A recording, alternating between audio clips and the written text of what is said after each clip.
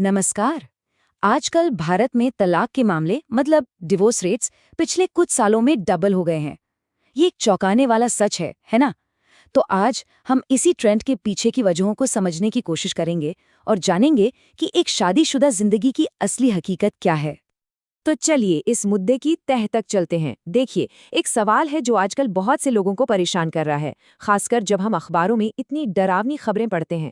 सवाल ये है कि क्या आज के ज़माने में शादी करना वाकई एक समझदारी भरा फैसला है, या फिर ये एक ऐसा जुआ बन गया है जिसमें हारने का खतरा कहीं ज्यादा है। देखिए, बात ये है कि धोखे का डर, तलाक का डर और ऐसे रिश्ते जो अंदर से बिल्कुल खोखले हैं, ये डर ना एक जहर की तरह समाज में फैल रहा है और इसका सीधा असर पड़ रहा है शादी जैसी इंस्टीट्यूशन पर। लोगों का भरोसा धीरे धीरे खत्म होता जा रहा है। तो इस पूरी बात को समझने के लिए हम इसे कुछ हिस्सों में देखेंगे। पहले बात करेंगे कि शादी पर से भरोसा क्यों उठ रहा है, फिर उन वजहों को जानेंगे जो रिश्तों को तोड़ रही हैं।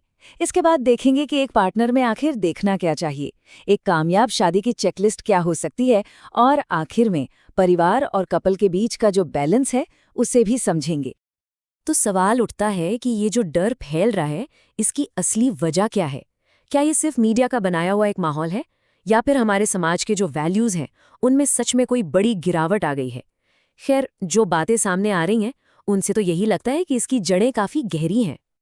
और अब ये जो बात सामने आ रही है, ये सच में चौंकाने वाली है। ये दिखाती है कि रिश्ते अब रिश्तों के लिए नहीं, बल्कि सुविधा के लिए बन रहे हैं। मतलब ओपन मैरिज, कपल स्वॉपिंग, ये ऐसी चीज़ें हैं जहाँ प्यार या इमोशनल कनेक्शन की कोई जगह ही नहीं है। और ये अब सिर्फ फिल्मों की बातें नहीं रहीं, बल्कि हमारे समाज की एक कड़वी हकीकत बनती जा रही हैं। देखिए, कहते हैं ना कि किसी भी इमारत के लिए उसकी नींव का मजबूत होना बहुत ज़रूरी है। पर सोचिए, क्या होगा अगर किसी रिश्ते की नींव ही गलत सवालों पर रखी जाए? असल में ज़्यादातर समस्या शादी के बाद नहीं, बल्कि शादी से पहले ही शुरू हो जाती है, जब लोग अपना लाइफ पार्टनर चुनते वक्त वो सवाल पूछते ही नहीं जो सच में सबसे ज़रूरी होते हैं। और ये स्लाइड ना इस समस्या को बिल्कुल आईने की तरह साफ दिखाती है। हमारा फोकस किस पर है? खाना बनाना आता है? घर कितना बड़ा है? हम इन सवालों में ही उलझे रहते हैं, जबकि असली सवाल तो ये होना चाहिए कि क्या हमारी सोच मिलती है? क्या जिंदगी को लेकर हमारे गोल्स एक जैसे हैं? हम बाहरी चमक दमक पर इतना ज्यादा ध्यान देते हैं कि इंसान का जो असली कैरेक्टर है, उसके जो वैल्यूज हैं, उन्हें देखना ही भूल जाते। तो चलिए अब इन सतही यानी सुपरफिशियल बातों से थोड़ा आगे बढ़ते हैं। अब बात करते हैं रिश्ते के एक ऐसे पहलू की जिस पर अक्सर कोई खुलकर बात नहीं करता, लेकिन जिसकी अहमियत शायद सबसे ज्यादा है, और इस बारे में काफी गहराई से बात की गई है। अब देखिए, ये जो सर्वे है, इसके मुताबिक आज सिर्फ 1% लोग ही वर्जिन हैं। तो यहाँ ये बात उठती है कि आज की इस बदलती दुनिया में किसी के पास्ट को लेकर पुराने मापदंडों पर टिके रहना क्या सही है? ये न सिर्फ इम्प्रैक्टिकल है, बल्कि शायद गलत भी है। मतलब साफ है कि किसी की वर्जिनिटी उसके कैरेक्टर का सर्टिफिकेट नहीं हो सकती। तो असली सवाल ये नहीं है कि कोई वर्जिन है या नहीं। असली सवाल तो ये है कि क्या वो इंसान अच्छा है, क्या वो लॉयल है, क्या उसे रिश्तों की कदर है। यहाँ जोर इस बात पर दिया गया है कि किसी का कैरेक्टर, उसकी लॉयल्टी और उसकी इमोशनल मैच्योरिटी, ये चीज़ें उसके पास्ट से कहीं ज़्यादा मायने रखती हैं। और जब कैरेक्टर की बात हो ही रही है, तो ये भी समझना ज़रूरी है कि हमारे व्यक्तित्व की जड़ें अक्सर हमारे बचपन में होती हैं।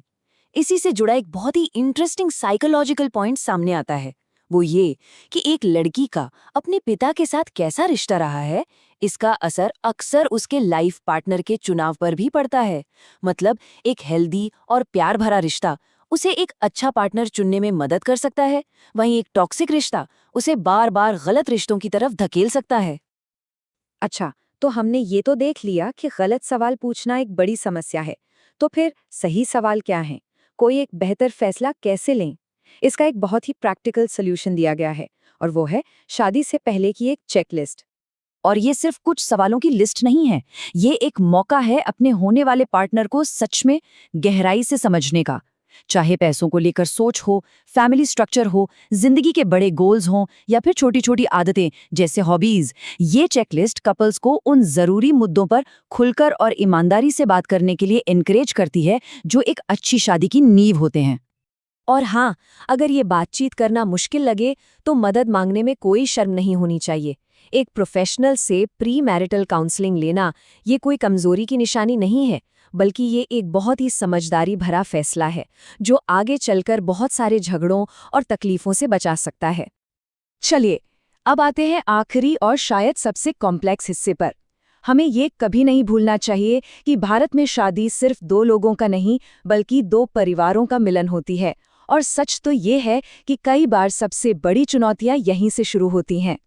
इसमें एक बड़ी चुनौती है ममाज बॉय फिनोमेना, मतलब एक ऐसा आदमी जो शादी के बाद भी अपने फैसले अपनी माँ के इन्फ्लुएंस में लेता है।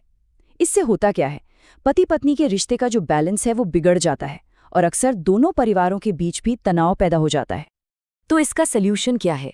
एक मॉडर्न और बैलेंस्ड अप्रोच, मतलब पुरानी उम्मीदों को छोड़ना होगा। ये समझना होगा कि पत्नी बेटी की जगह नहीं ले सकती और सास माँ की। हर रिश्ते की अपनी एक जगह है, दोनों के माँ बाप बराबर हैं। और सबसे ज़रूरी, शादी से पहले ही ये तय कर लेना कि दोनों परिवारों के प्रति क्या जिम्मेदारियां होंगी, और मुश्किल वक्त में कपल की पहली लॉयल्टी एक दूसरे के प्रति होनी चाहिए। तो ये सारी बातें हमें एक आखिरी और सबसे बड़े सवाल पे लाकर खड़ा कर देती हैं। एक कामयाब शादी के लिए ज़्यादा ज़रूरी क्या है, दो लोगों के बीच की अंडरस्टैंडिंग या दो परिवारों की सहमति? शायद इसका जवाब इन दोनों के बीच एक बैलेंस बनाने में ही है। लेकिन एक बात तो साफ है, एक मजबूत और खुशहाल शादी कोई लॉटरी का टिकट नहीं है। ये तो एक खूबसूरत बगीचे की तरह है जिसे प्यार, सम्मान और बहुत सारी मेहनत से लगातार सींचना पड़ता है।